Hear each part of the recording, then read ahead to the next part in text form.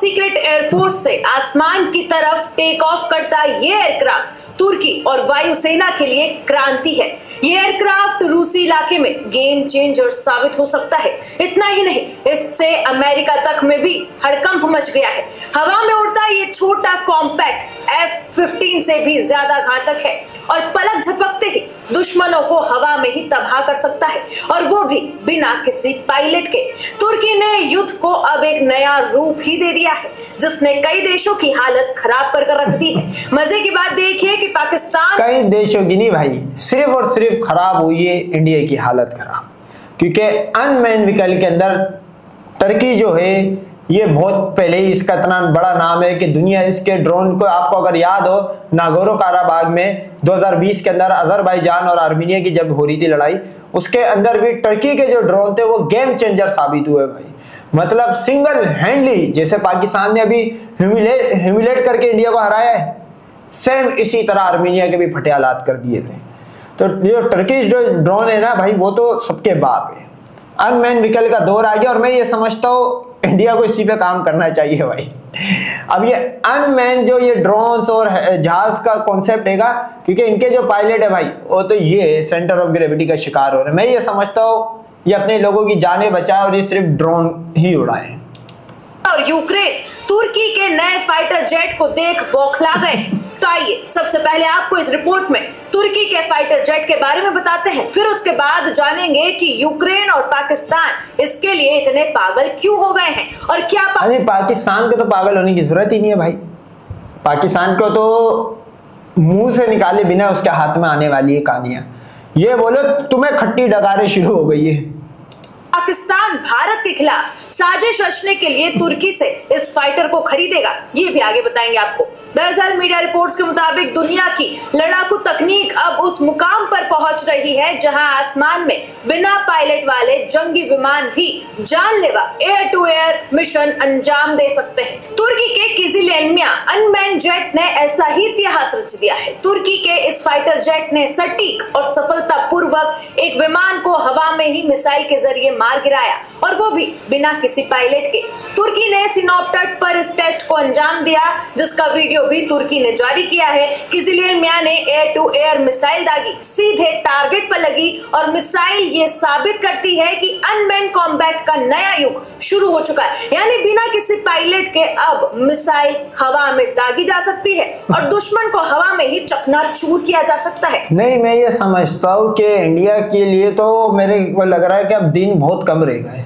पहले इनको PL-15 ने चकरा दिया था, सही है। पाकिस्तान अब PL-17 की तरफ जा रहा था, F-35 ऑलरेडी आ रहा है, अब ये ड्रोन भी आ गया। मैं ये समझता हूँ इंडिया ना, मेरे को लगता है ये हाथ जोड़ेगा और 33 कोटियों को लांते मार के कहीं अपना बाप या अपना भगवान फील्ड मार्शल आसिम मुनीर को ना बना ले भाई। ये तो फिर मतलब पाकिस्तान इंडिया की जंग ऐसी हो जाएगी जैसे ऑस्ट्रेलिया और कीनिया का मैच क्रिकेट में। किजिलियनमिया के जानलेवा फीचर के बारे में अब आपको बता देते हैं। दरअसल ये खुद की रडार सिस्टम से लक्ष्य को ट्रैक करने की क्षमता रखता है। बियॉन्ड विजुअल रेंज यानी कि BVR मिसाइल से सटीक हमला करता है। बेहद कम रडार सिग्नेचर दुश्मन को देर से ही दिखती है, यानी कि ये दुश्मन को बिल्कुल भी नजर नहीं आता। एयर टू ग्राउंड और एयर टू एयर दोनों ही मिशन को ये सफलतापूर्वक। आप नोट करो, इस पे जो मिसाइल लगा हुआ है ये टर्किश लोकल मिसाइल है, सही। ये मिसाइल भी टर्की खुद बनाता है। पाकिस्तान ये ड्रोन ले, उसके ऊपर PL-15 और PL-17 भी एक स्लॉट में डाल दे। मेरे को लग रहा है ये अभी तेजाज तो छोड़ो, वो तो खैर नहीं उड़ने के लायक नहीं रहा, राफेल और ये वो अभी रशिया का कचरा लेने वाले सुखी, ये दोनों को साथ गिराएगा, अंजाम दे सकता है। 5 F-15 के साथ उड़ान, हाई एंड फाइटर स्तर की क्षमता इसमें है। पूरी तरह से स्वदेशी बाइकर कंपनी द्वारा ये विकसित किया गया एक कॉम्पैक्ट एयरक्राफ्ट है, या कहे कि एक ड्रोन है। किजिलियनमिया सिर्फ एक ड्रोन नहीं बल्कि फाइटर जेट जैसी क्षमताओं वाला एक कॉम्पैक्ट प्लेटफॉर्म है, जैसा कि हमने आपको पहले बताया। और इसी के साथ साथ इसकी सबसे बड़ी ताकत यह है कि low radar signature plus high speed plus BVR attack. खास बात यह है कि किजिलियनमिया का रडार सिग्नेचर किसी को भी दिखाई नहीं देता, यानी कि मौजूदा लड़ाकू विमानों से ये बहुत कम। अबे तुम्हें तो वैसे कुछ नहीं दिखाई देता भाई, तुम्हें तो यही नहीं पता लगा था PL-15 आके लग चुका है। गॉडजिला की लास्ट रिकॉर्डिंग जाके सुन लो, उसको पता ही नहीं लग रहा है, बोल रहा है कुछ हिट हुआ है। अबे कुछ हिट हुआ है, जंग चल रही है, मिसाइल ही हिट हुआ होगा तो तुम्हारे को तो वैसे कुछ नहीं पता लगेगा भाई। पाकिस्तान ने जब बमबारी करी 10 मई को एयर स्ट्राइक हुई, ये तो सोए पड़े थे, ये तो सोए पड़े थे अडवे जो थे लंडबाग। तुमको तो खैर इनके मीडिया ने बताया ही नहीं, वो तो अच्छा हुआ भला हो लोकल्स का जिन्होंने वीडियो बनाए, बोला यहाँ मिसाइल आके लगे।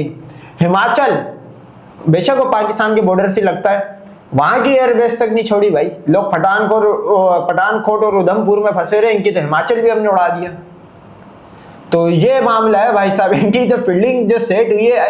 अब आप नोट करो, टर्की जो था ये ऑलरेडी रो रहे थे टर्की को लेके। अब टर्की ने ऐसी चीज बना दी है कि मेरे ख्याल में अब दुनिया इसके पीछे भागेगी, और चाइना भी हो सकता है कि टर्की से बात करे। यानी ये दुश्मन को बहुत दूर से देख सकता है, लेकिन दुश्मन इसे आसानी से नहीं देख पाएगा। अब तुर्की के इस टेस्ट को देख यूक्रेन और पाकिस्तान अपना आपा खो चुके हैं।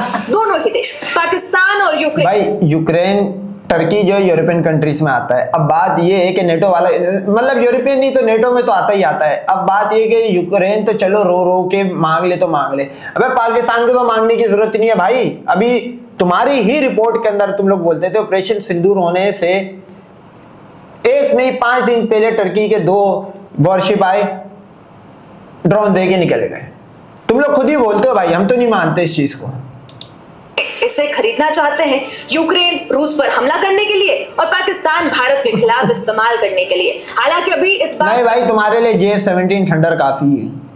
कोई भी आधिकारिक पुष्टि सामने नहीं आई है, मगर तुर्की की सफलता से भारत और कई देशों की टेंशन जरूर बढ़ सकती है, क्योंकि तुर्की ने बड़े पैमाने पर ड्रोन पाकिस्तान को दिए हैं। इसमें T2 और अकींसी ड्रोन शामिल है। ये दोनों ही जोरदार हमला करने में माहिर हैं। TB2 ने आर्मेनिया से लेकर यूक्रेन तक में तबाही मचाई है। तुर्की लगातार पाकिस्तान का खुला सपोर्ट करता रहा है। तुर्की के राष्ट्रपति एर्दोगन का सपना मुस्लिम दुनिया का खलीफा बनने का है, और इसमें परमाणु बम से लेस पाकिस्तान। अच्छा, मेरे को समझ नहीं आती है इसके साथ खलीफा खलीफा, ये इंडियन मीडिया कुछ ज्यादा ही खलीफा खलीफा कर रहा होता है भाई।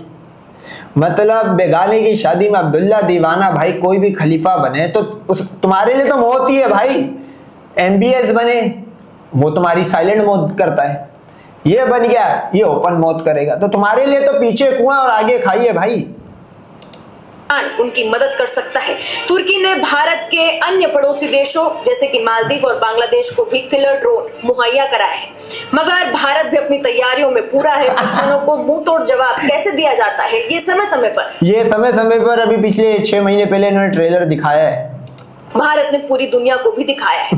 जाते जाते बता दें कि किलजिल्मिया को तुर्की के दिग्गज ड्रोन कंपनी बाइकर ने बनाया है। इसके CEO तुर्की के राष्ट्रपति एर्दोगन के दामाद हैं। इस वजह से दुनिया में एर्दोगन का दबदबा और भी ज्यादा बढ़ सकता है। बाइकर कंपनी अब दुनिया में ड्रोन निर्यात करने वाली सबसे बड़ी कंपनियों में से एक है। साल 2023 और 24 में उसने हर साल $1.8 अरब का निर्यात किया है। कंपनी की कुल आय का 90% निर्यात से आता है, और पिछले 4 साल से वो तुर्की की सबसे बड़ी फाइटर जेट बनाने वाली कंपनी बनी हुई है। किलजिल्मिया का ये टेस्ट सिर्फ तुर्की के लिए उपलब्धि नहीं, बल्कि दुनिया की लड़ाकू रणनीति में क्रांति है।